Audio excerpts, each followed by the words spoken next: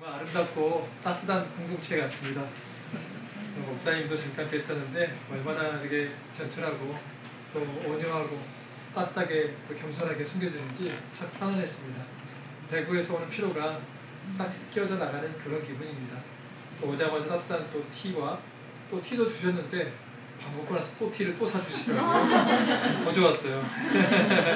아, 여기는 정말 사랑이 많은 교회구나. 그래서 앞으로도 좀 더 가까이 지내야겠다 이런 생각 해보게 되었습니다. 여러분들 참 만나서 반갑고요. 이게 또 좋은 공동체가 있다는 것, 이런 예쁜 카페에서 함께 예배 드릴 수 있다는 것이 제게는 하나님께 큰 감사고 축복입니다. 선교와 예배, 삶의 영성, 삶의 예배자라는 주제로 할 건데요.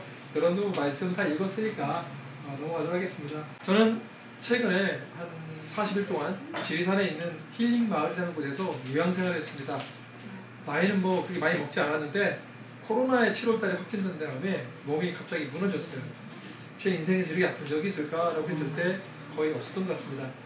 첫 2주간은 너무 아파서 일을 하지 못했고 한 달 동안 기침과 가래가 멈추지 않았습니다. 항생제를 2종류를 써도 듣지를 않았어요. 저는 어떤 스타일이냐면은 하루에 항생제를 3알을 먹는다면 8시간씩 약효가 있기 때문에 밥도 그렇게 맞춰 먹는 놈입니다. 굉장히 체계적이고 꼼꼼한 스타일인데 그렇게 제 나름대로는 최선을 다했는데 몸이 낫지 않는 거예요. 그리고 이제 한 달이 지나고 나니까 이제 괜찮겠지라고 했는데 와, 복부, 옆구리, 등 통증이 얼마나 심하던지 걸을 수가 없는 거예요. 벤치를 신세 삼아서 걷다가 자꾸 누워있어만 했어요. 하나님께 미리 약속한 것들이 있었기 때문에 그 약속은 거절할 수 없잖아요. 그럼 미리 약속된 집회를 갈 때마다 심지어 어떤 지하철 역사에서는 제가 30분간 누워있기도 했습니다. 사람들이 쳐다보는데 창피한 거 없어요. 아픈데 양복 입은 아저씨가 벌떡 누워있는데 외국인들이 쳐다보면서 웃더라고요. 웃을 때 한번 이렇게 V해주고 또 자존감은 또 우리가 예수님 믿기 때문에 만렙이잖아요. 몸이 좀 아픈 것 뿐이지 뭐. 그리고 누워있는데 제가 기념사진을 많이 찍어놨어요. 왜 찍어놓은지 압니까? 몸은 아픈데 이 순간만큼 내가 다시는 놓치지 않으리라. 이럼에도 불구하고 이렇게 연약함에도 불구하고 하나님이 나를 써주신다. 그걸 남겨놓으려고 다 찍었는데 그게 한두 장이 아닌 거예요. 그러다가 버티고 버텼는데 도저히 못 버텨서 가족들과 지인들의 권유에 따라 암 환자 요양센터에 입원하게 됩니다. 지리산에 있는데 8가구가 모여서 아주 귀한 목사님 밑에서 공동체 생활을 하는데요. 아침에 일어나자마자 기상송이 들려요. 6시에. 기상송이 뭐냐면 이거예요. 숨 쉴 수 있어서, 바라볼 수 있어서, 만질 수가 있어서 정말 행복해요. 말할 수도 있어서, 들을 수도 있어서, 사랑할 수 있어서 정말 행복해요. 또 이렇게 쭉 나가다가 죽은 이에 그토록 바라던 소원은 숨 쉬는 오늘이 바라던 내일이죠. 살아있어 행복해, 살아있어 행복해, 네가 있어 행복해, 정말 행복해요. 가사의 내용이 참 뭉클하죠. 들으니까 좀 약간 우울한 것 같지 않나요? 좀 우울해지죠. 그런데 이 가사는 굉장히 경쾌해요. 숨 쉴 수 있어서 짠! 바라볼 수 있어서 암 환자도 있는데 뭐 우울할 필요 없잖아요. 뭐 이렇게 경쾌한 음악이 나오는데 제 마음은 경쾌하지 않더라고요. 힘들게 일어나자마자 풍욕이라는 걸 합니다. 풍욕을 하고 나면은 6시 50분까지 풍욕하고 끝나고 나면 바로 또 개인 스트레칭 시간을 갖습니다. 25분 동안 모여서 사주에서 열심히 주먹닥하고 부르기도 하고 막 그럽니다. 80 먹은 할아버지는 정말 제가 보기에 교장 선생님이 굉장히 성실한 분인데 이 배를 수술한 분인데도 불구하고 살아보겠다고 계속 스트레칭 열심히 하는데 그 모습에 제가 감명을 받고 나같이 어린 놈이 여기서 포기하면 안 되겠다. 저 어르신도 저렇게 열심히 살려고 애를 쓰는데 하나님이 주신 몸을 더 열심히 최선을 다해서 한번 다시 일어나보자 라는 것들을 또 생각해보게 됐어요. 스트레칭이 끝나고 나면 잠깐 쉬었다가 아침 식사를 하는데 무려 1시간 동안 식사를 합니다. 제일 빨리 밥 먹는 사람도 30분입니다. 저는 밥을 그렇게 늦게까지 먹어본 적이 없습니다. 5분 10분이면 끝나는데 내 위가 그동안 얼마나 힘들었을까. 미안하다 위야. 주인 잘못 만나서 꼭꼭 씹어 먹었는데 아마 오늘 목사님 저 때문에 좀 약간 힘들었을 거예요. 밥을 먹은데 국밥을 30분 이상 먹었거든요. 이제 꼭꼭 먹고 안 들어가요. 먹으면. 그렇게 먹으면서 또 거기에 있다 보면 기도를 하는데 식기도를 3분 5분씩 기도하는 사람들이 있어요. 소화가 안 되니까 3분씩 기도하는데 그 할아버지의 기도 70세 먹은 할아버지가 한절히 기도하는데 초창에 몰랐죠. 그때는 제가 위가 좋았기 때문에 뭔 밥 먹는데 목사보다 더 기도를 많이 하지? 창피하다. 좀 더 기도해야겠다. 기도를 열심히 하고 문 떠도 기도하고 있어요. 나중에 알았어요. 제 위장량이 생기면서 항생제와 진통소염제를 너무 많이 먹다 보니까 영성 식도염도 생기고 위장량이 생기니까 아, 그분이 왜 이렇게 기도했는지 알 것 같다. 또 간절히 기도하게 됐습니다. 먹을 것, 입을 것, 마실 것, 또 잘 자고 잘 배설하고 반드시 누워 있을 수 있는 것도 축복이었구나. 은혜였구나 하면서 알았어요. 2달 동안은 잘 걷지 못해서 힘들었다면 2달 동안은 반드시 눕지를 못해서 힘들었어요. 하루에 1시간 반 이상 자본 적이 없어요. 많이 잘 때가 3시간. 너무 고통스러우니까 거의 이렇게 벽에 기대고만 찼어요.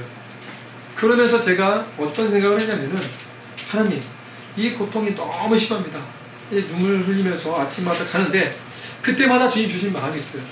어떤 마음이냐면 일상에 우리는 모든 하나님의 은혜를 받았는데 내가 이거에 대한 감사가 얼마나 있었을까? 정말 없었더라고요. 알고 봤더니 나중에 안 사시는데 저는 아무것도 아니더라고요. 3개월째 지금 자리에 눕지 못한 어르신이 계세요. 허리에 염증이 있어서 척추 협착증이 생겨서 병원에 가자니 수술 받으면 인생이 끝날 것 같고 그 자식이 이 아버지를 어떻게 치료해야 될지 막막하다는 중보기도 연락을 받고 나서 저는 그때서 알게 됩니다. 아, 이 땅 가운데는 이렇게 아프고 고통받는 사람들이 참 많구나. 먹지도 못하고 걷지도 못하고 야, 이런 분들을 위해서 내가 하나님께서 기도하라고 이런 것을 내게 허락해 주셨구나. 그러면서 저는 살기 위해서 매일 똑같은 루틴으로 살아갑니다. 먹는 시간, 마시는 시간, 운동 시간. 몸은 되게 아파요. 잠은 1시간 반밖에 못 자도 일어나는 시간 똑같아요. 왜냐? 그렇게 살아서 저를 몸을 바꿔보려고. 그래서 결국 성공했어요. 하나님 은혜로 4개월 지나니까 누울 수가 있어요. 누울 때 울었습니다. 반드시 누웠는데 베개 누면서 할렐루야 하면서 야, 누워진다. 안 넘어온다. 오늘 밥 먹는 거 기적이에요. 제가 소화제가 지금 2달째 먹고 있어요. 매달. 소화제. 우리 한의사분이 맞춰주는데 2달 먹으래요. 왜냐면 이게 뭔가 고장이 났어요. 그러면 안 돼요. 살도 한 12kg 빠졌어요. 이게 고장이 났는데 제가 여기서 말하고 싶은 것은 저의 아픔을 말하고 싶어서 온 것이 아니라 모든 것이 하나님의 은혜라는 거예요. 숨을 쉴 수 있고 먹을 수 있고 마실 수 있고 예배 드릴 수 있고 마음껏 찬양할 수 있고 저는 여기 올 때도 굉장한 것을 대가로 지불하고 왔어요. 힘이 없거든요. 그런데 하나님께 약속한 거잖아요. 주님 가라고 했잖아요. 그러니까 아침부터 우리 가족들이 얼마나 기도하는지 몰라요. 저도 지금은 나을 줄 알았는데 안 나온 거예요. 근데 저는 믿음이 있어요. 하나님 앞에 살아있는 자고 나를 하나님께서 고쳐주실 것이다. 그러나 그리하지 않을지라도 하나님이 나를 사용해 주실 것이다. 끝까지 주님과 동행한 것이 가장 중요하다. 그러면 됐지. 주님만이 전부이면 됐지. 뭐가 부족하겠어요. 내가 주님 손에 붙어있는 것, 그것이 가장 큰 축복이라는 것을 저는 배우고 있습니다. 세상에 있는 사람들도 복을 받으면 그 복을 나누려고 합니다. 믿는 자든 믿지 않는 자든 하나님은 은혜를 주시는 하나님이기 때문입니다. 햇빛도 믿는 자에게만 주는 것이 아니라 믿지 않는 자들에게도 햇빛을 주시잖아요. 그렇죠? 그러면 믿지 않는 자들도 그 양심의 찔림을 통해서 자기가 어떤 신에게 복받은 것을 알기 때문에 나눠줍니다. 은혜에 반응한다는 것이죠. 그렇죠? 근데 우리는 어떤 존재들이죠? 일반 은혜를 넘어서서 특별한 은혜를 받은 사람들이에요. 왜요? 우리는 비천한 인생, 결국 지옥 갈 인생, 모든 사람들이 죄를 범하여서 하나님 앞에, 살아계신 하나님 앞에 죄인으로서 벌벌 떨어야 될 사람들인데 주님이 우리를 먼저 찾아와 주셨어요. 네. 내가 주님 찾아간 게 아니고 주님이 나를 찾아와 주셨어요. 비천한 우리 인생 가운데 찾아와 주신 것도 고마운데 안아주셨어요. 우리가 무엇을 잘했다 못했다 이게 아니에요. 불교처럼 공을 들여서 비나이다고 뭐 수행을 닦고 남들을 도와줘서가 아니라 우리를 너무나 불쌍히 여기셔서 와주신 거예요. 예수님이 하늘의 보좌의 영광을 버리시고 이 땅 가운데 오셔서 한 게 뭐예요? 아기 예수의 모습으로 오셔서 30년 동안 우리와 함께 하셨어요. 그런데 우리는 어떤 모습이었죠? 문제 해결사로서의 예수님을 원했어요. 근데 관계 문제, 재정 문제, 건강 문제, 교육과 진로 문제 좀 풀어주십시오라고.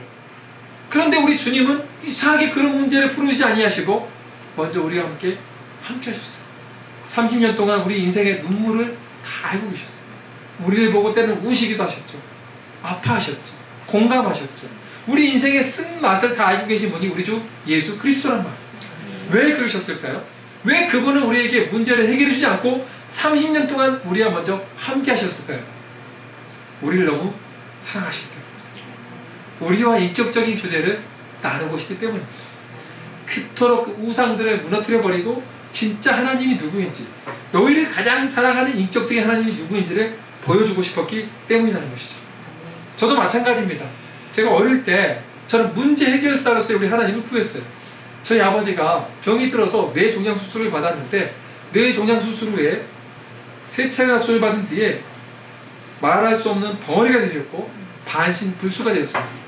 그런 아버지를 위해서 40일 동안 기도했는데 저희 아버지는 돌아가셨어요. 2년 동안 말도 못한 상태에서 계시다가 돌아가신 것이죠. 너무 슬프더라고요. 그리고 나서 또 제 고통은 계속되는데, 저희 어머님이 우리 몸에 신장이 2개가 있잖아요. 그 신장 하나를 오빠를 위해서 기증합니다. 십자가 복음을 위해서, 복음을 전하기 위해서. 저는 그것을 말리기 위해서 많이 애를 썼죠. 과부의 자식으로서 엄마를 지킨 게 뭘까? 수술을 못하게 하는 것이다. 이런 어리석은 생각을 가지고 어머니를 그렇게 방해했는데 안 통하더라고요. 너무나 힘이 들었어요. 그것도 힘이 드는데, 저 하나밖에 없는 동생이 대학교 입학식 날 음주운전 차량에 사고가 나서 허무하게 가버렸어요. 동생의 죽음을 못 봤으면 모르겠는데 지금도 22년 전의 사건이 생생해요. 그 큰 대학병 응급실에 인공호흡기를 차고 숨을 헐떡헐떡 쉬고 있는데 머리를 다쳤기 때문에 형상을 알아볼 수 없고, 의사 선생님이 1시간 내에 죽는다고 장기기증하는 것이 지금 최고의 선택이라고 말씀해 주셨던 그 말이 지금도 귓가에 들리는 것 같아요. 근데 선생님, 이렇게 손과 발이 따뜻한데 어떻게 죽습니까? 안 죽습니다 동생, 살려만 집시오 했는데 정말 1시간 지나고 나니까 맥박과 호흡과 모든 것들이 다 멈춰버리더라고요. 뚜 하는 소리와 함께 간호사 선생님이 그러더라고요. 이 시간 이후부터 지현웅 군은 법적으로 사망했습니다. 내 인생에서 가장 비참한 순간이 있다면 바로 그 순간이었을 거예요. 모든 게 끝나버린 순간. 아버지 잃은 것도 서럽고 어머니가 2년 동안 지팡이 짚고 다닌 것도 서러웠는데 하나밖에 없는 동생까지 이렇게 허무하게 하다. 근데 그 동생이 또 자살로 결정이 됩니다. 왜냐? 지역 유지와 경찰용과 가짜 증인들이 세워서 제 동생을 자살 사건으로 만들어버린 거예요. 더 나를 2번 죽였다는 것이죠. 그러나 공의의 하나님은 과부의 기도를 들어주셨습니다. 불쌍히 여겨주셔서 말도 안 되게 그것이 엎어진 거예요, 사건이. 그런 일은 거의 없어요, 그 당시에. 끝난 거예요. 그런데 탄원서를 냈더니 검사가 이건 무슨 사건이 좀 이상하다. 재조사 해라 했더니 동생 과실이 70, 운전자 과실이 30이었는데 나중에 알고 봤더니 그 경찰관이 저희 집 앞에 와서 무릎을 꿇힌 거예요. 용서해달라고. 여러분 같으면 그 경찰관 용서해주겠어요? 사기친 놈인데. 안 해주죠. 저는 못해줬어요. 근데 저희 어머니는 용서해주셨어요. 음주운전 가해자도 용서해주셨어요. 예수님이 사람을 죽이고 싶어 죽인 사람이 어떻게 했냐. 어머니는 용서했지만 난 용서가 안 되는 거예요. 죽여버리겠다고. 그러면서 어릴 때 고향에 있던 섬진강에 동생이 화장자 가루를 뿌리면서 내가 너 죽인 놈들 다 죽여버릴 거야 하면서 가짜 증인들, 경찰관 이름들, 주소, 주민등록번호를 다 제가 얻어놨습니다. 그런데 그들을 죽일 수가 없었어요. 하나밖에 없는 어머니를 보니까 너무 괴로운 거예요. 살아생전에 제 동생이 항상 했던 말이 있는데, 형, 엄마한테 못하면 내가 너 죽여버릴 거야. 지나서 하지, 집에나 술도 못하는 거예요. 그런데 동생의 말이 들리는 것 같아요. 아니, 이러지도 못하고 저러지도 못하니까 저는 술 주정뱅이가 돼버린 거예요. 매일 소주 7병, 8병 마시는 술 주정뱅이. 세상을 원망하고 제 스스로도 저 자신이 싫어져 버리는 거예요. 그래서 매일 제가 토해는 토삼을 위해서 떼굴떼굴 구르면서 항상 몸에 오물린장을 했어요. 그런데 여러분이 딱 보기에도 소망이 없잖아요. 맞아요. 저는 제 인생을 돌아봤을 때 제가 봐도 소망이 없었어요. 그런데 우리 주님은 그런 저를 찾아와 주셨어요. 제 문제를 해결해 주기 전에 저를 안아주셨어요. 이게 복음의 시작인 거예요. 이 복음을 알게 되니까 그렇게 눈물이 나는 거예요. 모든 사람들이 싫어하는데 어떻게 우리 주님은 이런 나를, 나도 내 스스로가 용서가 안 되고 내 스스로가 너무 싫은데 오물림서 나는 나를 안아줄 수 있을까? 그게 우리 주 예수 그리스도인 줄 믿습니다. 그래서 우리가 선교를 갈 때 선교는 이 은혜를 아는 사람이 갈 수 있는 거예요. 선교는 뭐예요? 아버지의 마음을 가지고 저 넘어져 있는 비천한 인생들 가서 그들의 눈높이에 맞춰서 안아주는 거예요. 그들과 함께하는 것이 선교라는 거예요. 선교는 은혜를 모르는 사람이 한다. 그거는 율법, 자기의예요. 은혜를 아는 사람이 하는 것이 결국 선교다. 믿습니까? 네. 하나님이 우리를 찾아왔다. 그렇다면 우리는 로봇으로 지으지 않았는데 은혜에 대한 반응이 필요할 거 아니에요? 은혜에 대한 반응은 저는 이거라고 생각합니다. 한번 읽어볼까요? 자, 시작.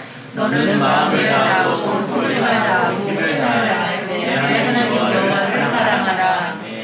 하나님이 우리를 찾아왔다면 그 십자가 복음을 통해서 우리가 우리 구주 예수 그리스도의 십자가의 죽으심과 부활하심을 통해서 하나님과 화평을 누리게 되었다면 이제는 우리가 하나님을 찾아가는 길이 필요합니다. 그 방법이 필요한데 그게 뭐냐? 바로 주님을 사랑하는 거예요. 근데 성경에서 주님을 사랑한다는 것이 뭐냐라고 했을 때 바로 예배입니다. 은혜에 대한 반응이 예배인 거예요.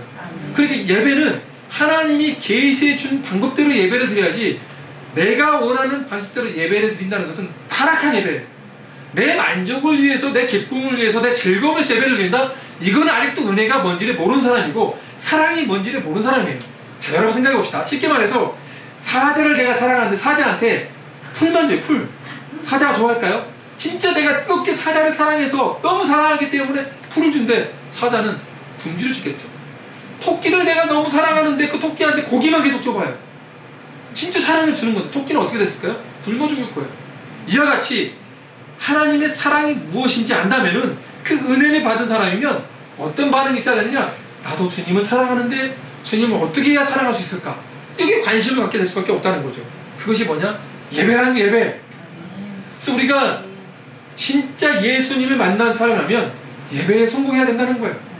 예배를 모르는 사람들은 선교고 전도고 다 없는 거예요.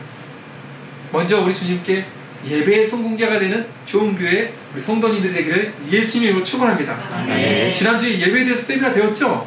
그러니까 예배와 성교와 교육과 교회는 떨어져 있는 게 아니라 통합적으로 한 번씩 볼 수 있는 눈이 열려야 돼. 왜 그런지 제가 오늘 강의를 통해서 좀 더 열어보고자 합니다. 자, 여러분 오늘 12장 1절에 보면 우리 모두가 거룩한 산 제물이다라고 사도 바울은 거룩한 도전을 줍니다. 거룩한 산 제물은 구약 시대와 달라서 매일의 삶을 산채로 구별하여 드린 것을 말합니다. 거룩한 산 제물의 의미는 예수 그리스도의 피로 씻음받아 그가 주신 흠이었고 순전한 새 생명으로 그를 위해 매일의 삶을 헌신하는 것이죠. 그러니까 일주일에 모여서만 우리가 드리는 예배가 예배의 전부가 아니라는 거예요. 학생은 학생의 자리에서 하나님을 예배하는 마음으로 공부를 열심히 하는 것, 내게 주어진 자리, 그게 예배인 거예요. 직장인들은요, 또 남편은 어려운 문제가 있을 때 집을 도망가 버리는 게 남편이 아니에요. 가정의 제사장으로서 그 자리를 지키는 것이 하나님이 기뻐하는 예배예요. 엄마는요, 마찬가지예요. 엄마의 자리에서 하나님을 경외하는 것이 예배예요. 남편과 아내 사이에 누가 있어요? 우리 주신 예수 그리스도가 있다는 거예요. 부모와 자녀 사이에 누가 있어요? 예수님이 있다는 거예요. 그래서 우리는 자녀들을 노하게 해서는 안 되는 것이고 자녀들은 부모를 공경해야 하는 것이 예배라는 거예요. 예배의 정신이라는 믿습니까? 이런 것들을 우리가 매일매일 요구하는 것이 주님이 기뻐한다는 거죠. 주님을 사랑한다는 삶은 바로 이런 삶을 말하는 거예요. 두 번째로 주님이 원하는 것은 뭐냐? 이런 영적인 예배를 원하는데 1절에 보니까 영적 예배라는 단어는 NIV 성경은 스피리추얼 워십이라고 나와 있는데 킹 제임스 버전을 보면 리즈너블 워십이라고 나와 있습니다. 사실 원어의 의미는 로기케인 단어를 쓰고 있는데 사실은 합당한이라는 단어가 원어에 더 가깝습니다. 그래서 하나님께서 가장 합당한 예배, 그렇게 영적 예배를 드리라는 것은 뭐냐면은 하나님께 합당한 예배를 드리라, 이런 의미를 할 수 있죠. 합당한 예배를 그래서 배워야 되는 거예요. 그래서 성경을 알아야 돼요. 저희 어머님은요, 성경을 250도 이상 하셨습니다. 영어 성경만 50도 이상 하셨고 영어 성경 한 요한복음 통째로 다 암송을 하십니다. 학력은 중졸밖에 안 됩니다. 중졸. 그런데 50 넘어서 검정고시 보셨고 신학대학교 가셨고 선교사가 되셨는데 사명을 갖기 위해서 외국인들 전도하는 영어를 알아야잖아요. 저희 어머니가 항상 전도했을 때 암송구절 129절을 영어로 129절을 제가 미국인 친구한테 녹음해달라 해서 그 테이프가 늘어지도록 들어서 외웠습니다. 현지인들에게 전도를 하는데 현지인 사람들이 특이하게 보다가 저희 어머니를 보고 너 선교사냐? 미션을 맞다고 하니까 내가 너를 영어를 가르쳐 줄게 해서 영어도 공짜로 배우고 많은 사람들에게 전도를 했어요. 성경을 250도 한 이유는 잘하기 위한 것이 아니라 주님 너무 사랑하고 합당한 예배를 배우기 위해서 성경을 사랑합니다. 제가 이 교회에 오면서 참 좋았던 게 조성근 목사님이 통독 운동을 많이 하시고 강조하는데 너무 기뻤어요. 마치 저희 어머님과 같은 영적인 좋은 스승을 본 것 같다. 이런 느낌이 든 거예요. 저희 어머님의 제자들은 다 100독 이상씩 하셨어요. 성경을. 전도왕 출신들이고. 왜냐? 기본은 말씀이에요. 말씀이 없이 어떻게 우리가 영적 예배를 드릴 수 있겠습니까? 그건 다 뭐냐면은 그냥 내 방식대로 주님 사랑하는 거예요. 아까 말했듯이 사자한테 풀만 주고 있는 거죠. 주님이 얼마나 슬퍼하실까요? 주님을 사랑하는 사람은 그래서 하나님을 경외하는 마음으로 말씀을 가까이 하는 거예요. 그쵸? 저희 어머님이 250독 이상 하면서 숫자를 안 세세요. 왜 안 세냐? 그것도 자기 의가 될까 봐. 저도 100독 이상 했습니다. 그 아들이죠. 왜 100독 이상 했을까요? 우리 집은 그런 거 없어요. 그냥 전통이에요. 어머님이 저의 모델이었으니까 어머니한테 배웠으니까 저희 아들 고등학교 1학년인데 개혁개정 지금 10독째 하고 있고 초등학교 5학년 딸은 지금 3독째 하고 있는데 둘 다 만화 성경은 수십독 수백독 했어요. 메시아부터 해서 바이블 2.0 그래서 저랑 대화를 하면 제자 훈련하면 성경의 내용은 다 알아요. 그러나 저는 그것을 자랑하지 않습니다. 항상 두렵고 떨림으로 어떻게 하면 아이들이 하나님을 경외할 수 있을까? 어떻게 하면 예배자로 성공할 수 있을까? 저는 이게 내 고민이에요. 저희 아들이 한 번은 수학이 10점을 맞아왔습니다. 고등학교 와서 10점. 울더라고요. 자기는 공부를 열심히 했는데 10점 맞았어요. 제가 먼저 열심히 했어요. 그런데 공부 방법이 잘못됐어요. 고등학교 때는 중학교 방법대로 공부하면 안 되거든요. 자기는 부진하게 교과서에 있는 것을 공부했는데 열심히 예배자로서 최선을 다했는데 10점 맞은 거 보고 문화 충격 받은 거예요. 근데 제가 어떤지 아세요? 5만원 큰 돈이잖아요. 저한테 5만원 굉장히 큰 돈인데 5만원 줬어요. 사랑하더라, 축구 간다. 너 참 잘했다. 어깨뼈가 당당해. 놀라는 거야 아들이. 아빠 왜요? 너는 내가 보기에 하나님 보기에 하나님을 경외하고 최선을 다했어. 점수가 중요한 게 아니야. 하나님을 경외하고 너의 방법은 고치면 돼. 낙심하지 마라. 근데 얘가 갑자기 좀 너무 이상한 거예요. 성적이 계속 올라가는 거예요. 포기를 안 하는 거예요 얘가. 저는 과외를 시킨 적이 한 번도 없거든요. 처음으로 지금 수학 과외를 시켜요. 저희 그 처남들이 이렇게 키워서는 안 된다. 자기들이 학비를 얘기하니까 저 공부 좀 시켜라. 공부를 해요. 근데 공부는 성적은 올라왔는데 한 번 저한테 혼났어요. 왜 혼난지 아세요? 쌤이야, 내가 너를 축복하고 싶은데 오늘 좀 혼나겠다 아빠한테. 내가 봤을 때 너는 하나님 앞에서 최선을 다하지 못했다. 점수는 올랐지만 그건 아니야. 하나님 앞에서 최선을 다하는 삶을 살아야 돼. 그 눈물 뚝뚝 흘리면서 아버지 알겠습니다 그러더라고요. 저는 저희 아이들을 키울 때 예배자로 키우고 싶지 성적으로 키우고 싶지는 않습니다. 세상에 따라서 돈은 많은 어떤 사람들 그렇게 하고 싶지 않습니다. 얘가 돈을 5만원 받은 거 가지고 동생들 뭐 사주고 친구들 뭐 사줄 때 박수 쳐줍니다. 잘했어 잘했어. 이웃사람 항상 하나님이 너를 보고 계신다. 너를 분명히 구워주는 자가 될지라도 빌리는 자로는 만들지 않을 거다. 내가 하나님께 너를 축복할 테니까 그렇게 기도해라. 이런 예배자를 만드는 것이 우리가 중요하다는 것을 믿습니까? 네. 우리 아이들 중에서도 마찬가지입니다. 누가 잘생겼다 못생겼다 기준이 어디 있어요? 없어요. 주님 앞에 다 보배롭고 존귀한 사람을 심어줘야 된다는 거예요. 저희 딸은 점이 큰 게 있어요. 사람들이 뭐 수박만한 씨가 있다고 놀리기도 하고 그래요. 저희 딸한테는 제가 한 번도 그런 적이 없어요. 어떤 선교사님이 이랬거든요. 하나님이 얼마나 사랑하면 점을 콕 찍어놔 안 돼? 그러니까 넌 제가 그랬어요. 그 딸이 5학년이지 예민할 때 사춘기 점이 큰 게 있어요. 큰 게 아빠 닮아서. 그런데 너 뺐냐면 빼줄게 아빠가 했는데 안 뺀대요. 왜 안 뺄까요? 하나님 안에 너는 얼마나 보배롭고 중요한지를 알기 때문인 거예요. 빼고 싶으면 빼도 되겠지만 우리가 아이들에게 가르치는 게 뭐예요? 삶의 예배자. 하나님이 일상에서 우리를 얼마나 사랑하는지. 얼굴이 넓적하든 헐쭉하든 키가 크든 작든 그게 뭐가 중요합니까? 중요한 것은 우리 주님이 나와 함께 하시고 나를 얼마나 사랑해 주신지를 하나님 말씀을 통해서 가르쳐주지 않겠습니까? 먼저 그 진리를 아는 사람만 우리가 헌신할 수 있고 섬길 수 있는 거예요. 그래서 헌신을 강요하지 마세요. 우리 아이들이 다음 세대들이 먼저 거룩한 예배자가 될 수 있게끔 주님의 사랑을 우리 부모가 먼저 보여줘야 된다는 거예요. 부모가 먼저 예배가 먼저를 보여줘야 된다는 거예요. 때로는 저희 어머님의 이야기를 해보면 이런 거예요. 저희 어머니는 저에게 삶의 예배를 가르쳤을 때 가장 비참할 때 가르쳐 주셨어요. 남편이는 과부로서 정말 힘들었을 건데 한 아이가 교통사고로 죽었어요. 한 아들은. 하나밖에 없는 아들은 술 주정뱅이가 됐어요. 알코올 중독자. 소망이 있을까요? 없죠. 둘째 아들을 잃고 한 아들은 술 주정뱅이 했는데 교회를 나가야 되는 그런 심각한 상황 가운데서 누가 교회 갖고 싶겠습니까? 세상 사람들은 교회 가면 복 받아야지. 어떻게 예배를 드린 사람이 그게 복이야? 그렇겠죠. 저희 어머님은 또 우시면서 교회 갑니다. 교회 안 가면은 또 그 당시 소년부 교사였는데 소년부 교사로서 맡겨진 영혼들이 또 내 영적인 아이들이 고아처럼 뿔뿔이 흩어지게 생각하니까 마음이 아픈 거예요. 여러분 그거 아세요? 이 교회 공동체는 영적인 가족이에요.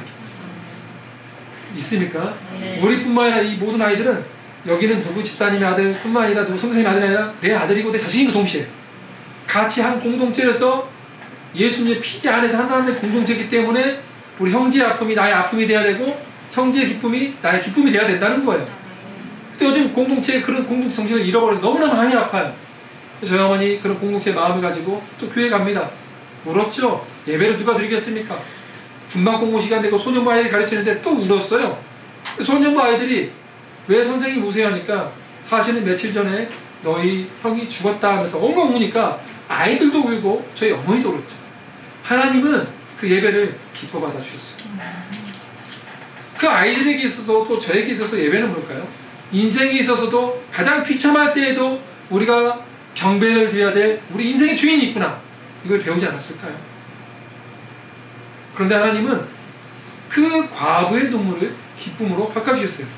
예배에 송구하니까 수많은 영혼들을 주님께서 보내주셔서 그 연말에 최우수 교사상을 하게 되고요.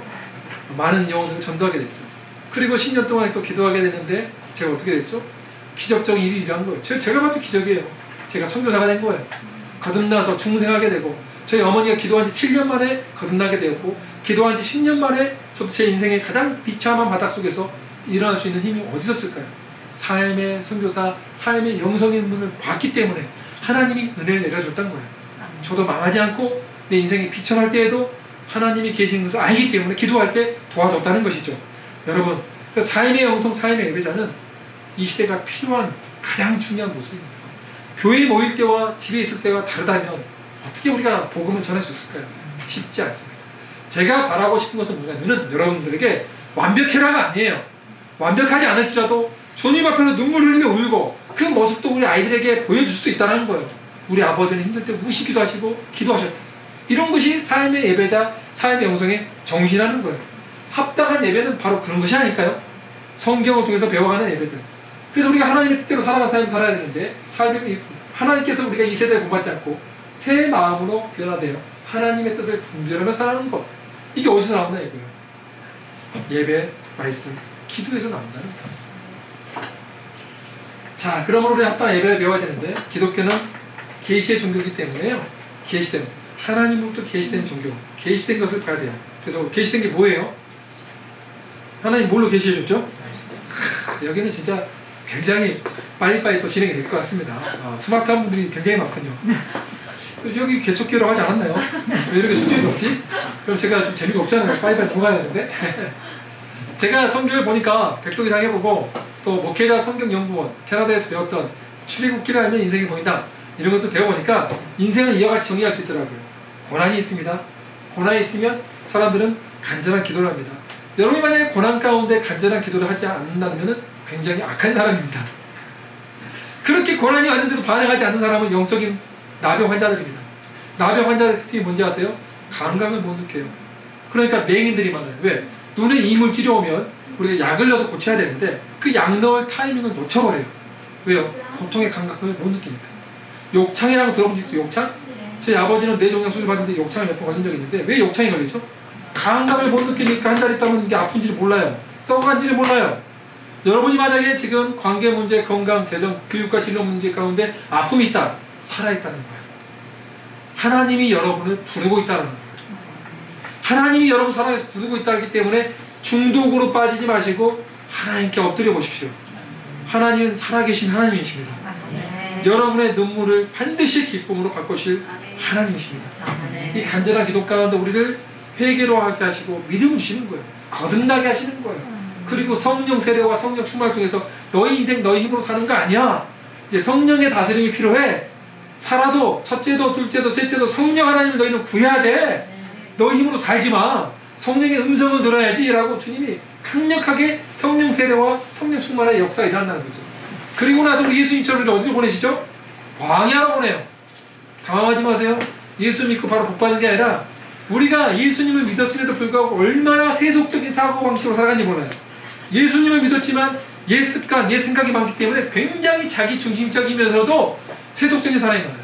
예수님을 믿는데 만몬을 섬기고 예수님을 믿는데 바알과 아세라를 섬기는 수많은 사람들 모르기 때문에 주님이 그런 사람들마저도 사랑하기 때문에 광야로 딱 보내버린 거예요. 광야 어떤 곳이죠? 죽을 것 같아요. 숨이 턱 막혀요. 왜 광야를 하나님께 보내셨을까? 여기서 천국의 사고방식을 가르쳐주기 위함입니다. 천국의 사고방식. 여러분을 고생시키려고 한 게 아니라 하나님이 복 주시기 위해서 야 그런 삶 갖고 가면 안 돼. 천국의 사고방식으로 가야지. 여기에 간증들이 제가 엄청 많은데 뭐 간증할 시간은 뭐 넘어가서 뭐 출애굽기 15장부터 18장을 보면 광야 훈련이 크게 5가지가 나오는데 여러분 막 기대가 막 무너지게 해요. 신앙생활 하는데 내가 기대했던 것들이 다 이루어지잖아요. 돌아버릴 것 같아요. 주님이 나를 버리셨나? 돌지 마세요. 버리신 게 아니에요. 주님 너무 사랑하셔서 그것이 아니고 너가 기대한 것보다 더 좋은 게 있어라고 주님 말하는 거예요. 한 가지 예를 들어봅시다. 선교에 대해서 강의하지 계속 이거 하면 안 되는데 한 가지 예를 들어보면 이런 거예요. 저희도 선교사로서 돈이 없을 때 얼마나 많이 있겠습니까? 제 아내와 제가 기도를 했는데 우리가 못 먹고 못 입은 건 괜찮은데 딸이 못 먹고 기적이 없는 것을 못 참겠더라고요. 제 아내가 막 울면서 기도했어요. 하나님 30달러만 주십시오. 우리 딸이 기저귀가 없습니다. 아니면 기저귀를 후원받게 해주시고 간절히 기도했는데 기도 응답이 안 됐어요. 하나님 너무하신다라고 밥을 먹었는데 비싼 연어를 먹고 있는 거예요. 캐나다에서 누가 연어를 잡아서 줬는데 이게 매치가 안 된 거예요. 나는 불쌍하다 생각했는데 먹는 거 최고 기억을 먹고 있는 거야. 아내가 이건 좀 아닌 것 같다라고 눈물 치고 중보기도 모임을 가는데 그 당시에 기름값이 별로 없었어요. 기름값도. 여보 기름값이 별로 없어서 여기까지 내가 써야 될 것 같아. 그랬더니 아내가 가다가 우리가 이마트 같은 곳이 있어요. 샤퍼스 드래기라는 곳이 있는데 저기 한번 들려봐야겠다고. 안 돼. 돈도 없는데 비참하게 저기를 가. 네. 내가 쓸 수 있는 딱 10달러야. 10달러는 남겨와야 돼 했더니 아내가 거기 쿠폰이 또 10달러 있다고 하니까 제가 갔다 오겠다. 들어갔는데 나오는 순간 아내가 울면서 울다가 막 뛰어오는데 이상해요. 기저귀 2박스를 들고 와요. 훔쳤나? 왜 기저귀 2박스 들고 오지? 근데 아내가 여보 여보 하더니 막 울다고 해서 이거 무슨 일 했더니 기저귀 30달러 하는 것이 10달러에 딱 3박스만 팔고 있는 거예요. 제가 캐나다에서 18년 반을 살았는데 그런 게 처음이었어요. 하나님은 제한하면 안 돼요. 기대가 무너졌을 때 하나님 더 좋은 거 주려고 하구나. 이걸 가르치고 싶은 거예요. 우리 바보가 사탄에 속아요. 네 몸 안 낫지? 버린 거 하나님이 끝난 거야. 몸이 진짜 안 낫거든. 이런 훈련 받았으면 어떻게 해요? 기대하죠. 죽더라도 천국가는데 뭐가 걱정이냐. 하지만 하나님이 낫게 해준다면 낫게 주실 거야. 내 방법하고 다르겠지. 그럼 저는 기도하면서 그래요. 몸이 너무 안 나았는데 뭘 배운지 아세요? 요즘에? 믿음으로 인내하는 것이 이렇게 소중하구나. 절제라는 게 소중하구나. 내가 인내와 절제를 알아야 될 선교사로서 인내와 절제가 부족하기 때문에 야 이런 것 중에서 배워가구나. 정말 인내는 어려운 거구나. 배워가고 있는 거야. 양식이 떨어져 경제 문제, 건강 문제, 또 뭐 삶의 의미를 잃었을 때 여러분들 뭐 성령의 충만함이 얼마나 깊은지를 또 배워야 돼요. 우리가 이 힘들 때 술 한 잔씩 마시면 어디를 가죠 보통? 노래방에서 뭐 세워라 내워라 뭐 노래 궁짝궁짝 우리가 하고 있고 우리나라 노래 이렇게 다 슬퍼요. 구슬퍼. 그렇지 않아도 힘든데 더 힘들어. 쭉 앉아있어요. 그러나 여러분 인생의 의미가 없을 때 제가 좀 느낀 게 뭔지 아세요? 성령님이 충만하면 우리 입에서 시와 찬미와 신기한 것들이 튀어나옵니다. 몸이 아파 죽겠는데 아침에 눈 떠서 포기하고 싶은데 주님은 내게 찬양을 드립니다. 할 수 있다 할 수 있는 나의 등 뒤에서 너무 아프고 괴로울 때는 하나님 아무도 나를 공감하지 못했거든요. 공감하시는 찬양 없습니다. 그리고 아무것도 없을지라도 숲속을 걸어갔을 때 성령으로 충만하면 노래가 나오는 거예요. 그 노래는 내가 지금 가진 게 없을지라도 내 건강이 안 좋았을지라도 내가 자랑한 게 없을지라도 그 뛰어넘는 하나님의 충만함이 임하고 기쁨이 임하는 거예요. 주님이 나와 함께 하시는 기쁨. 결국 어떻게 되냐? 야 산들아 나무들아 노래하라. 하나님과 함께하는 사람이 외친다. 너와 나가 우리 주님을 예배하자라고 외치는 거야. 어떻게 그렇게 가능하죠? 어떻게 우리 항상 기뻐할 수 있죠? 주님이 나와 함께 하시기 때문입니다. 여러분을 버린 게 아니에요. 또 사람 원수가 괴롭힐 때에도 중보자들이 있어요. 이 중보의 훈련을 배웁니다. 우리는 공동체로 지음을 받았기 때문에 혼자만 살아가는 존재가 아니에요. 한 일례를 들어보자면, 왜 이런 말을 많이 하는지 모르겠지만 한 가지 예를 들어보자면 이겁니다. 저희 선교사, 동료 선교사가 30대 후반에 난수암 3기 말기에 걸립니다. 가망이 없대요. 또 온몸에 전이가 됐어요. 전이 됐다는 것은 4기까지 된 거죠. 그때 저희 선교사님을 도울 수 있는 방법은 금식하는 것밖에 없었어요. 3일 동안 금식했어요. 근데 주님이 그러시더라고요. 나를 위해서는 3일 금식했는데 제 동료를 위해서는 일주일을 금식시키더라고요. 금식도 제가 하는 거 아니더라고요. 일주일 동안 금식하면서 살려주십시오, 살려주십시오 했는데 우리 선배 선교사님 중에 한 분이 이렇게 기도를 합니다. 뭐라고 기도하는지 아세요? 상상을 초월한 기도예요. 하나님, 나는 열매가 많이 있습니다. 우리 자식들도 다 키웠습니다. 근데 우리 후배 선교사는 지금 아이가 한 돌밖에 되지 않았습니다. 한 살입니다, 한 살. 저 암을 내게 주시고, 말이 안 되잖아요. 저 암을 내게 주시고 살려주세요. 내 생명을 다해서라도 바치오니 우리 저 젊은 선교사 살려주세요. 이 인간이 드릴 수 있는 기도인가요? 아니죠. 무슨 인간이 암을 달래, 자기가 암을. 이게 주님의 영이 임한 사람들의 특징들이에요. 나보다 더 큰 사람을 불쌍히 여기는 그 마음. 그 수많은 사람들이 금식하고 기도했는데 어떻게 했을까요? 그분에게 하나님이 말씀 주셨어요. 내가 죽지 않고 살아서 하나님께서 행하신 일, 여호와께서 행한 일을 선포하리로다. 그 말씀을 붙들고 수술실에 갔는데 완치가 됐습니다. 10년 동안 저랑 같이 사역하면서 저희 중보기도 집회할 때 반주로 흥겨주셨습니다. 할렐루야. 왜 이런 말 하냐면, 공동체는 자기 주변에 최소한 2사람의 공동체가 있다면, 나를 위해서만 기도하지 말고 십자가 죽는 거잖아요. 하나님의 미안을 위해서 내가 우리 공동체 살 수가 있다면, 내가 죽어서 내 공동체가 살 수 있다면, 내가 죽어서 내 자식들이 살 수 있다면, 내가 죽어서 우리 공동체가 살아날 수 있다면, 이런 훈련을 받는 것이죠. 여기까지 훈련을 받는 사람들이 거의 없어요. 다 도망가버려. 교회 도망가버려. 교회 쇼핑해버려.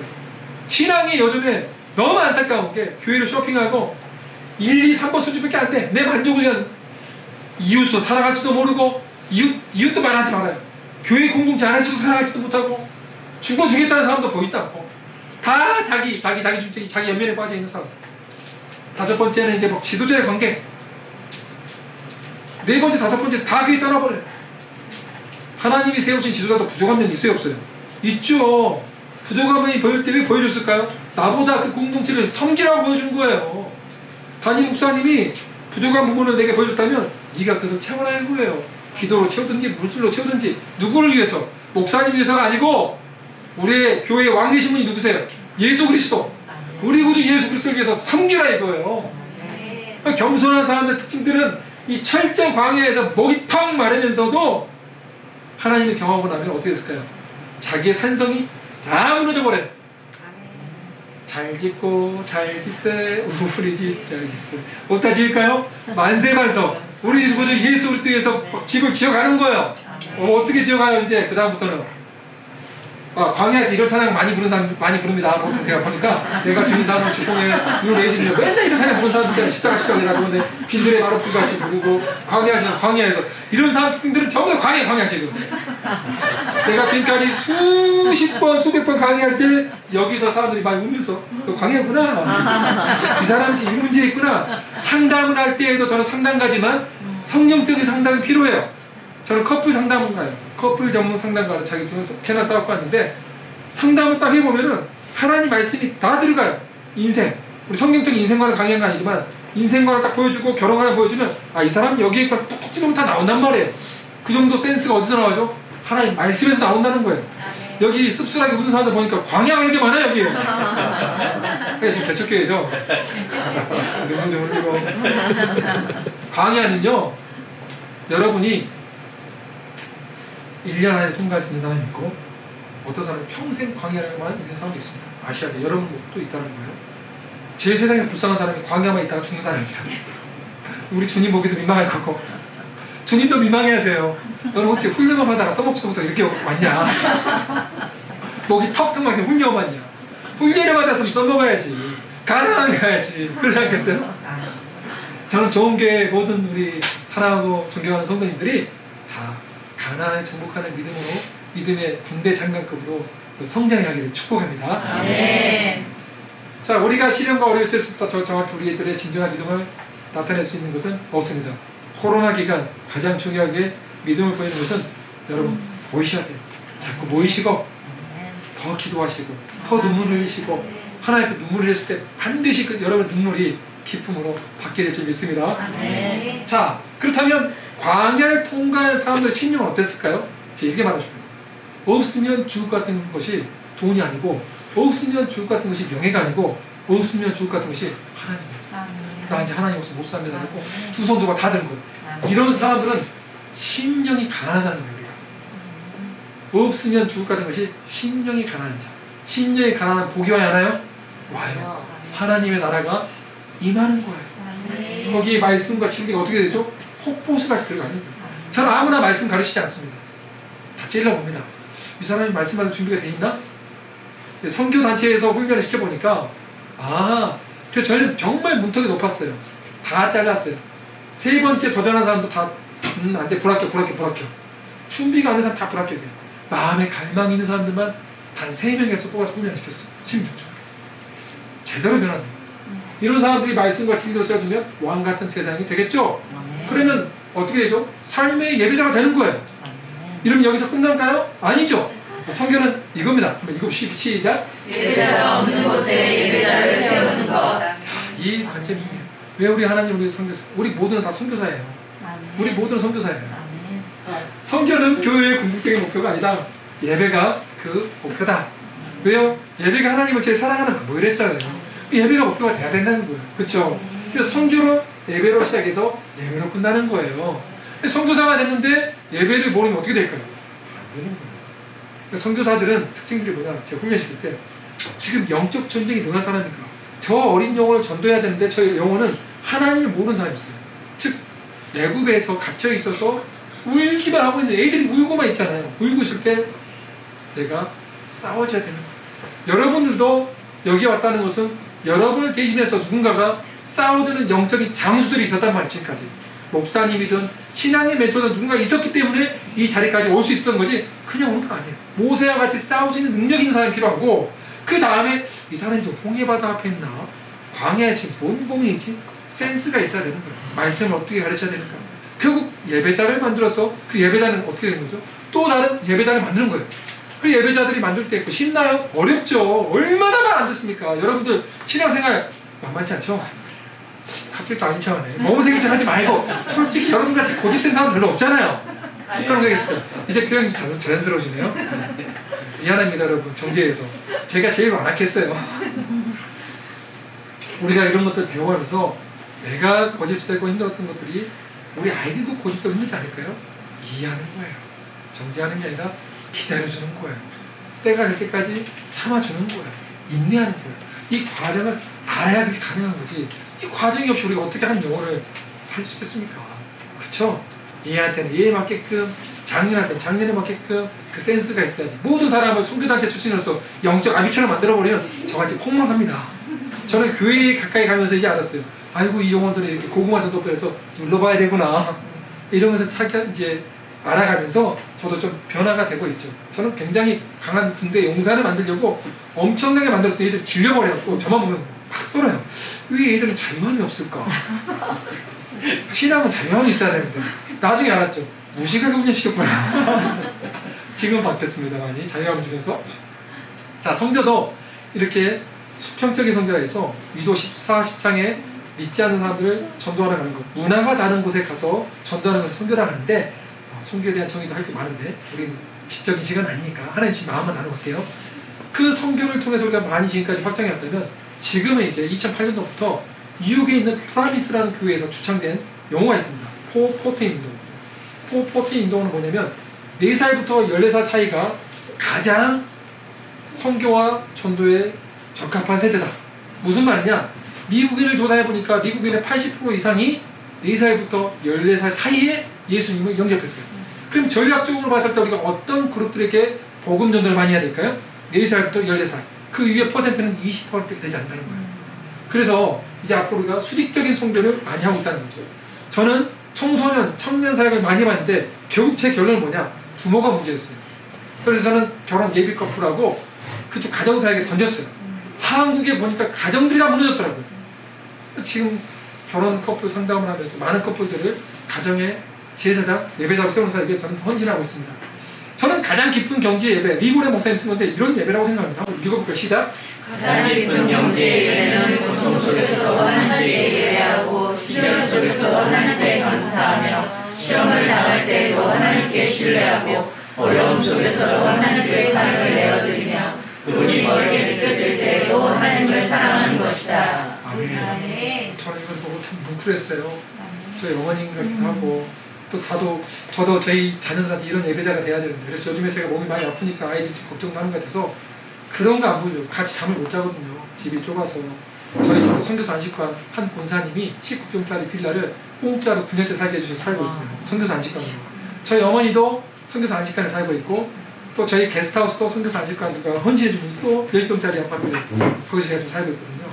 몸이 아프면서 요양도 하고 저희는 다 이렇게 하나님께 거저받은 것대로 살고 있어요. 또 나누고 있고 한국에 10년 동안 이렇게 살고 있는데 이러면서 제가 아이들에게 보여줄 수 있는 게 뭘까? 이 한국에 왔는데 뭘 보여줘야 될까? 예배자다. 지금 힘들어도 아이들하고 우리 같이 예배드리자. 예배의 성공자가 돼야 된다. 아, 내가 하나님을 경외하면 우리 아이들도 하나님께 피난처가 되야 된다고 말씀을 믿거든요. 자, 삶의 영성, 삶의 예배 성교. 여기가 오늘의 본론인데 이 본론을 빨리 끝내야겠죠? 벌써 16분이니까 15분 안에 어떻게 끝내지? 자, 아버지 살려주세요. 강사 잘못 뽑았다면 큰일 납니다. 근데 어디 가나 프로페셔널하게 해야 되는데 아이고. 말이 빨라지는 거 죄송합니다. 우리 특히 또 귀가 안 좋으면 양해해 주세요. 다음에 원래 말이 빠른 편인데 요즘 천천히 하다가 오늘 굉장히 빨라지고 있네요. 삶의 영성, 삶의 예배자의 예를 좀 들고 싶어요. 역사 속에서 많이 있는데 한 두세 부리만 이야기하고 제가 몇 가지 이야기하고 좀 마칠합니다. 저는 2명의 모라비안 선교사님 이야기 들을 때마다 참 감동이 들었어요. 1700년대 이야기인데 레오나드 도버라는 토기장이와 데이비드 리치만이라는 구두 수송공의 이야기입니다. 이 두 사람은 그 당시에 서인도 제도에 10만 명의 노예가 있었는데 10만 명의 노예를 누군가는 선교를 해야 되는데 아무도 못 가는 거예요. 왜냐하면은 거기는 대농장 주인들이 그리스도인들이 오면은 그 사역에 방해가 될까봐 노예가 아니고는 그 섬에 못 들어오게 했어요. 두 선교사님 20대 중반, 25, 26살인데 어떤 결정을 하냐면은 자기들이 노예가 되기로 결정을 합니다. 스스로 노예가 되기로 결정을 하는 거죠. 그리스도의 복을 받은 이 두 형제들은 그 당시에 4년짜리 노예가 있고 평생 종신 노예가 있는데 종신 노예로 팔려갑니다. 종신 노예로 자기들이 그 뱃삭을 치르면서 서인도 제도를 가는데 그 모라비안 형제자님들이 와서 그 공동체의 모든 지체들이 와서 꼭 가야만 하겠는가 이렇게까지 해서 다시 한번 생각해보라고 많은 이제 모라비안 선교단들이 울고 있는데 이 두 사람이 뭐라고 하냐면은 참 충격적인 말인데요. 우리 죽임을 당하신 어린 양이 고난의 보상을 받으시기에 합당하시다. 죽임 당하신 어린 양께서 그의 고통에 합당한 사례를 받으시다. 예수님이 나를 위해서 찾아가셨고 그것도 감사한데 나를 위해서 죽으셨는데 내 인생의 모든 고통이 그분을 보기에 받기에 합당하시다는 거죠. 이게 모라비아 선교사님들 표현. 이분들은 어떻게 했냐? 그 흑인들이 얼마나 많이 있었겠습니까? 같이 노예같이 일을 해요. 일을 열심히 하고 밤에 되면 얼마나 피곤할까요? 그때 전도를 해요. 전도를 하면 전도가 될까요? 노예들이 너도 노예고 나도 노예인데 뭔 이렇게 전도를 하냐고 그랬겠죠. 근데 이 선교사님들은 그 힘든 가운데서도 노예들을 섬겼어요.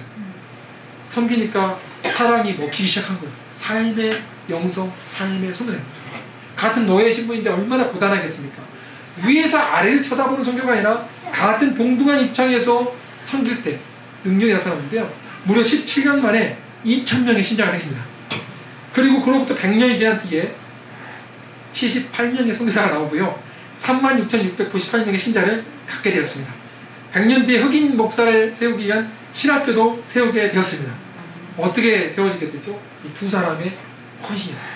삶의 영성, 삶의 예배자가 있는 기꺼이 예수님처럼 자기 몸을 예수님을 닮아고 너무 사랑하기 때문에 노예로 팔아갔던 사람이다. 우리 인간의 머리는 이해를 못하겠죠. 그뿐만이 아닙니다. 최근에 우리 조선, 대한민국도 수많은 뛰어난 선교사님 때문에 세워지게 되었습니다. 의사와 언어학에 능통한 선교사님들. 그 나라에 살면 충분히 잘 살 수 있었습니다. 엘리트층인데도 불구하고 왜 이런 가난한 조선에 왔을까요? 지금이야 우리가 잘 살지만 이 당시만 해도 그 당시 기록도 봐보십시오. 나라 꼴이 엉망이었어요. 엉망. 이렇게 우리가 선교들이 이런 귀한 선교사님 통해서 하나님의 말씀을 배웠다는 것이죠. 이게 제가 재밌어 봤는데 우리나라 최초의 구급차 마이너 서비스 전주에서 배웠고 미국가 구급차의 시절이었어요. 이것도 누가 세웠죠? 선교사님들이 주의 이름으로 와서 기꺼이 여기서 했다는 거예요. 그리고 제가 가장 사랑하는 선교사님들 이야기를 하고 싶습니다. 제임스 올, 로제트 하울, 시어돈. 제임스 올은 제가 선교했던 캐나다 사람이고 로제트 하울은 미국의 의사입니다. 둘 다 의사인데 미국에서 서로 인턴 때 만났던 것이죠. 한 남자와 한 여자가 만났던 눈빛이 어떨까요? 또 주님을 너무 사랑하는 또 선교사 출신들이에요. 어땠을까요? 빵 하고 빅뱅이 일어났겠죠. 너무 좋아하고 사랑했죠. 헌신적인 모습에. 제임스 올이 로제트 하울한테 가서 고백을 합니다. 나랑 결혼해 주십시오. 로제트 하울 여사님이 제임스 올을 너무 사랑했거든요. 근데 거절합니다. 두 가지. 첫 번째, 나는 여성 독립 선교에 소속된 사람으로서 5년간 결혼할 수 없도록 서야겠습니다. 5년 동안 결혼 안 하기로 서약한 사람이에요. 싱글 선교사. 주님이 먼저라는 거죠. 이런 아름다운 여인 만나면 복이에요. 두 번째, 당신은 중국 선교사지만 나는 조선 선교사입니다. 세상. 너무 사랑한 남자가 고백했는데 비전이 다르다. 그래서 로제타도 좋아하지만 100년 전에 배를 타고 조선 떠나버린 거예요. 이 남자가 어땠을까요? 우리 남자들 어떨 것 같아요? 뒤집어졌죠. 사랑 안 해봤어요? 한 번도? 연애 안 해봤어요? 눈 뒤집어져요. 내가 사랑하는데. 제임스 올이 그 다음부터는 어떻게 하냐? 이 자기 선교단체 가서 나를 조선으로 보내주십시오라고 계속 묵사하는 거예요. 선교단체에서 뭐 말도 안 되는 소리라고 그래. 또 중국말도 배웠고 의사도 배웠고 그토록 훈련받았는데 뭔 너 갑자기 조선이냐? 조선 위험하다. 내가 조선으로 가야 됩니다. 조선 가야 됩니다. 로드타 말을 하나도 안 하고 내가 조선으로 가야 됩니다. 완전히 가졌어요. 결국 통과가 됐어요. 가자마자 어디 갔을까요? 당연하죠. 로제타 만나러 갔죠. 로제타를 만났어요. 그래서 둘이서 결혼을 합니다. 결혼하는데 최초의 그 1호 서양식 결혼 이게 사진 안 먹었네. 최초의 서양식 1호 커플이 누구냐면 이 사람이 제임스 올, 로제타. 와, 그래서 둘이 결혼을 하게 되고 애를 낳죠. 그때 이제 당시에 우리가 여러분 양화진 선교사 보는 알죠? 양화진 쪽에 우리 광해역부터 해서 이쪽 지역이 선교사님들이 많이 있었는데 우리 제임스가 보니까 평양에 나오는 평양. 북한을 선교하겠다. 평양에 갔는데요. 핍박이 너무 심해서 돌에 맞기도 하고 아프기도 하고. 근데 1894년도에 청일전쟁이랍니다. 그리고 전염병이 돌았어요. 그때 제임스 올이 전염병이 도는데도 평양이 귀에다가 간 거예요. 의사니까 사람을 살리면서 복음 전하겠다. 그런데 안타깝게도 전염병에 걸려서 죽습니다. 죽어서 어디에 묻히냐면 양화진에 묻혀요. 세상에 신혼 1년 만에. 1년, 2년? 그때 첫째가 낳고 둘째 임신했을 때. 그러니까 제 로제타 올이 이제 친정에 전화가 온다. 남편도 죽었는데 미국 가서 좀 쉬었다 가라. 미국에서 유학을 하다가 아빠가 있었던 캐나다 교회를 찾아가게 됩니다. 글랜스빈 교회라고 작은 교회인데 거기서 눈물로 기도하는 모습을 조선 땅을 위해서 로제타 올 너 축복한다. 너무 고맙다. 너무 미안하다 하면서 안아주고 그 성도들의 뜨거운 사랑을 받고 나서 로제타 올이 결심합니다. 내가 이 두 자녀를 데리고 다시 조선에 가겠다. 또 조선에 갑니다. 갔는데 이번에는 그 딸이 풍토병으로 이번에 죽어요. 풍토병으로 죽어서 남편 옆에 묻어놓으면서 뭐라고 기도하냐면 이 여인이 정말 대단한 사람인데요.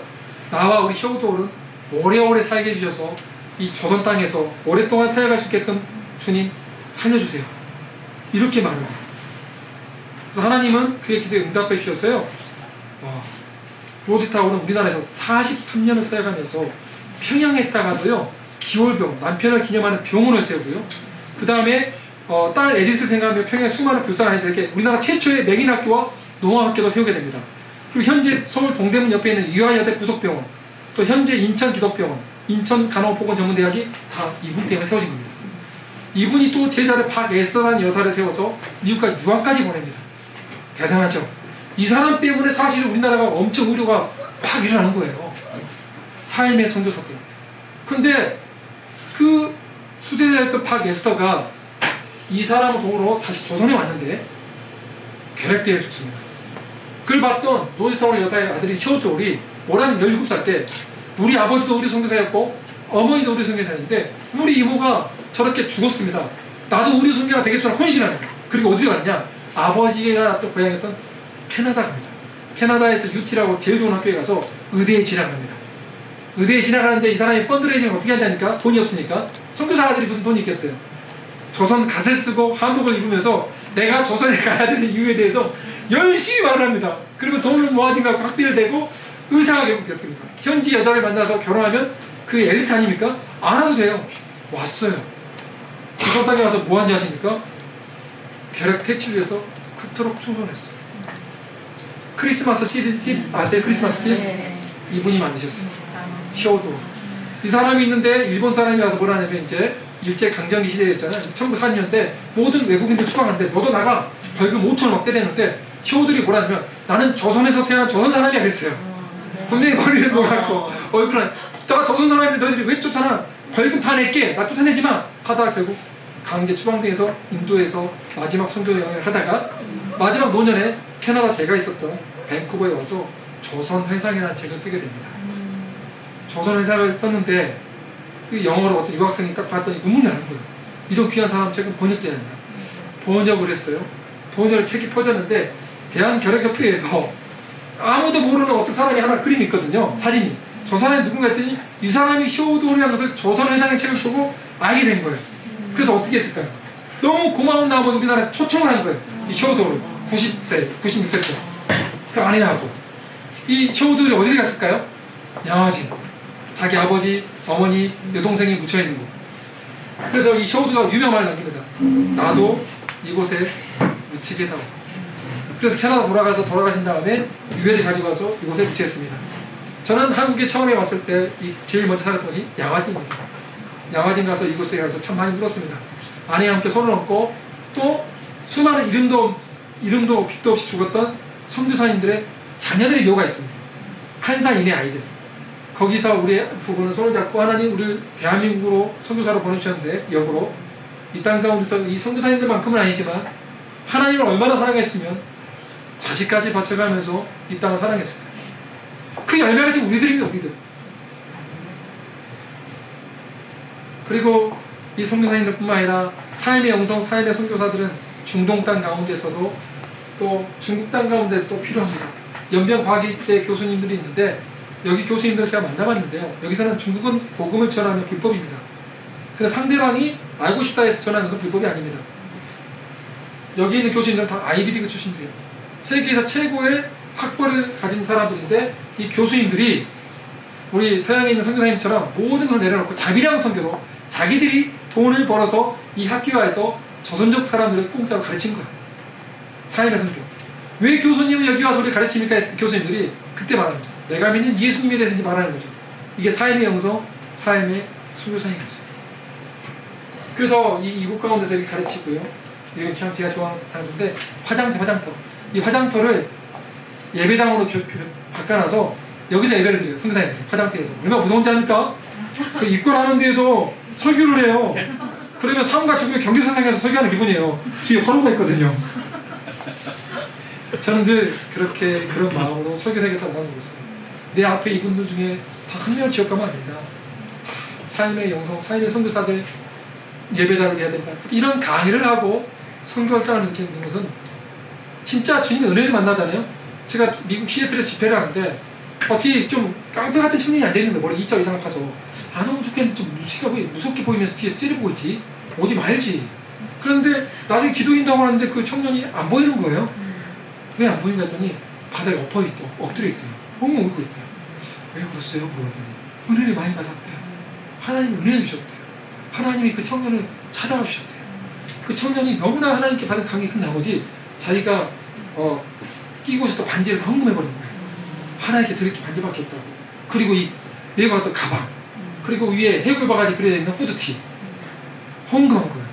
저 어디다 쓰라고 헌금을 하는 거야 지금 저한테. 이거 가지고 이제 가야 되는데 머리가 아픈 거예요. 하나님, 반지는 좋다, 이겁니다. 팔아서 쓸 수 있으니까. 가방하고 이거 뭐 이거.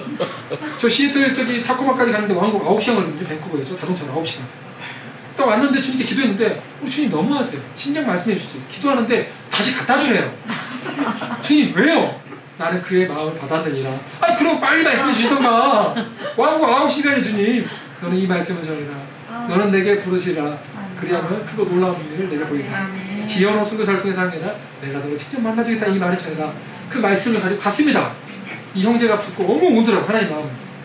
그리고 첫 달 열심히 일해서 번 돈을 다 북한에서 헌금하더라고요. 우리 주님 너무 멋지지 않으세요? 주님 이런 분이에요. 헌금의 액수가 중요한 게 아니고 이 마음이에요. 11조 할 수 있는 거 여러분 아깝다는 생각은 우리가 오늘 모자라네요. 일할 수 있는 것도 하나님을 일할 수 있을 때 할 수 있는 거예요. 저는 지금도 아마한자 센터에 40일 동안 있으면서 일을 하고 싶어도 못하는 사람들 봤단 말이에요. 저를 보세요. 옛날처럼 이제 저는 선교사를 많이 못해요. 이제 못 나가요. 하고 싶어. 한때 70일씩 가족가 떨어져 있지만 지금 못해요. 때가 있어요. 모든 것은 하나님 주신 은혜로 가능한 거예요. 제가 이렇게 아파도 이게 올 수 있는 게 뭐죠? 은혜인 거예요. 밥도 제대로 못 먹지만 이 자리에 가서 설교할 수 있고 여러분과 함께 할 수 있는 것도 은혜인 거예요. 은혜라는 게 뭐가 아깝습니까? 그래서 제가 그런 거예요. 차비만 주세요. 차비 아직도 올게요. 은혜잖아요.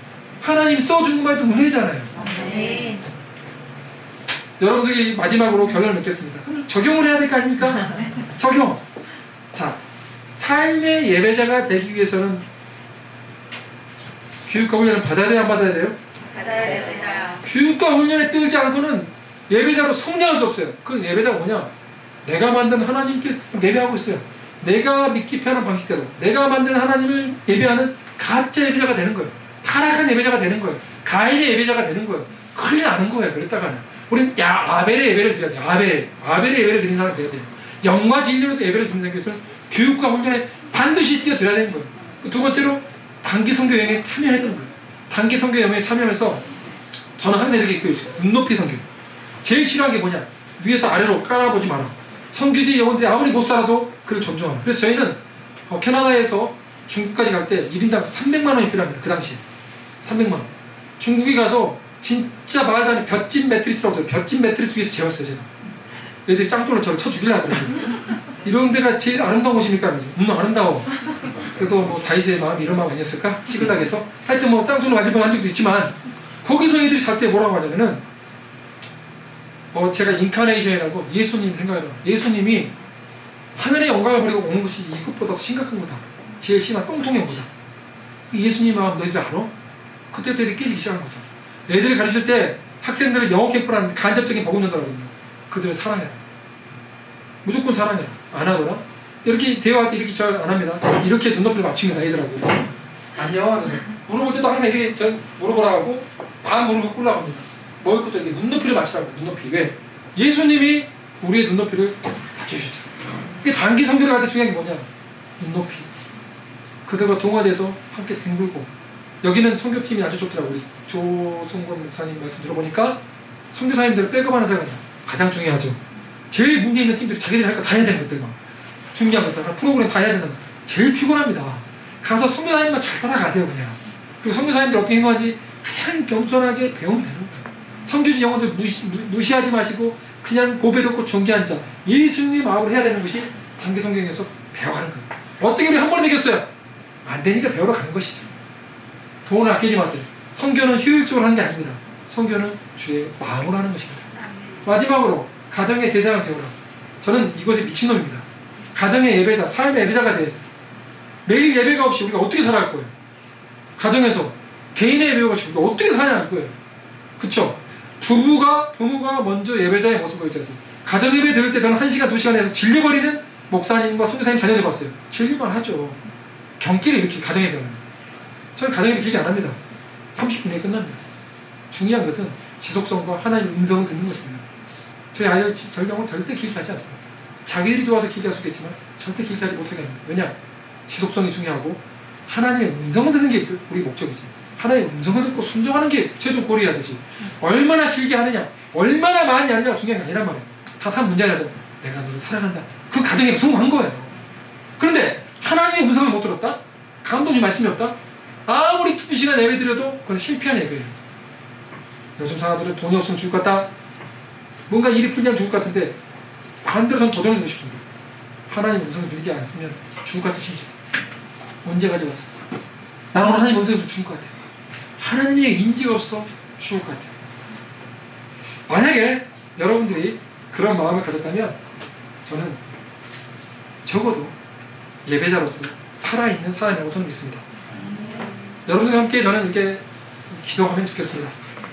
너무 두서없이 말도 빨라지고 발음도 안 좋은 것이 막 이렇게 혀 짧은 말도 돌려서 너무 죄송한데 그래도 제가 전하고자 하고 싶은 취지는 다 들었을 거 생각합니다.